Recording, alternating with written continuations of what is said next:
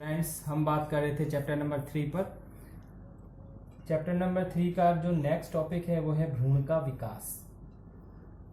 Chapter number 3 में हमने बात की थी दोहरा निषेचन की, तो उसको एक बार दोबारा रिवाइज कर लो। दोहरा निषेचन में हमने पढ़ा था निषेचन दो बार होता है, एक बार वास्तविक यानी सत्य निषेचन और एक बार आभासी निषेचन। सत्य निषेचन में और मिलकर एक द्विगुणित संरचना बनती है और इस द्विगुणित संरचना से आगे भ्रूण का विकास होता है। तो अब ये जो अपना टॉपिक है ये यही है, कैसे भ्रूण का विकास होता है। भ्रूण के विकास की क्रिया का जो अध्ययन किया है वो एक पादप भ्रूण वैज्ञानिक ने किया है, हैंस्टीन। ये हमारा एक छोटा क्वेश्चन बन सकता है। हैंस्टीन ने द्विबीजपत्री पादप कैप्सेला के अंदर भ्रूण के विकास का अध्ययन किया और इस विकास के अध्ययन को उन्होंने छोटे छोटे चरणों में बांटा, जिसको मैंने चित्र के माध्यम से, सारे चित्र क्रम से हैं, जैसे पहला, दूसरा, तीसरा, चौथा, पांचवा, छठा और ये अंतिम चित्र है। पहला चरण, ये पहला चित्र है जहां हमने युग्मनज को दिखाया। युग्मनज का केंद्रक हमने पढ़ा 2n होगा, क्योंकि ये बना है दोहरा निषेचन के बाद, यानी कि n प्लस n के बाद ये 2n बना। सबसे पहले युग्मनज के अंदर विभाजन होता है। विभाजन में कैसा? अनुप्रस्थ। अनुप्रस्थ कैसे बोलते हैं? विभाजन दो तरीके से होता है।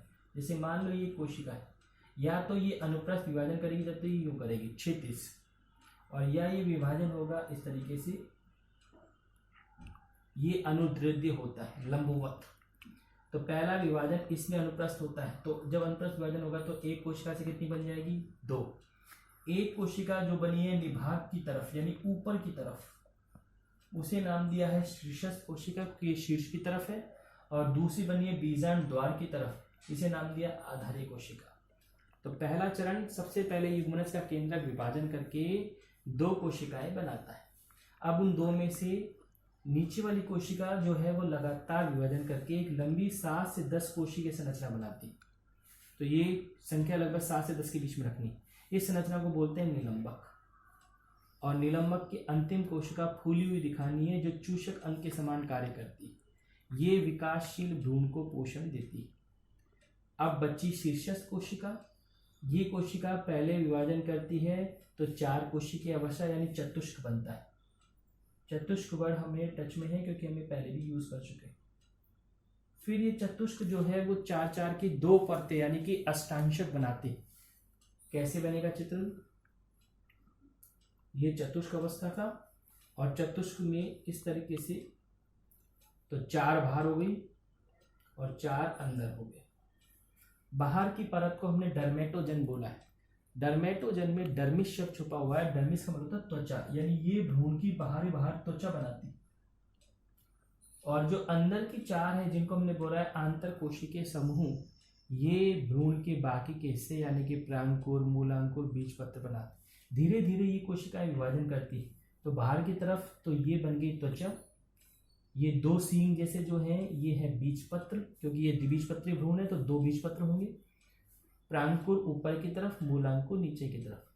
ये अंतिम चित्र जो है वो है परिपक्व द्विबीजपत्री भ्रूण का चित्र, जिसमें 2 बीजपत्र दिखाए हैं, ये भ्रूण की अक्ष दिखाई, प्रांकुर, मूलांकुर, ये सब इसमें व्यवस्थित है।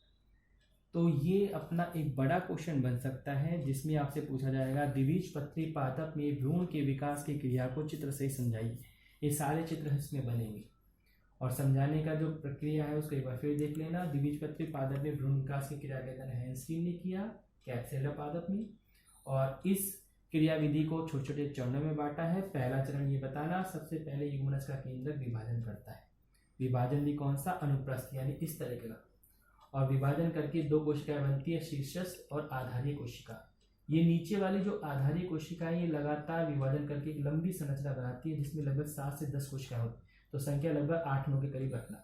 इसे नाम दिया है निलंबक, जिसके लास्ट कोशिका को खुली हुई दिखाया है, जो चूषक अंग के समान कार्य करती है।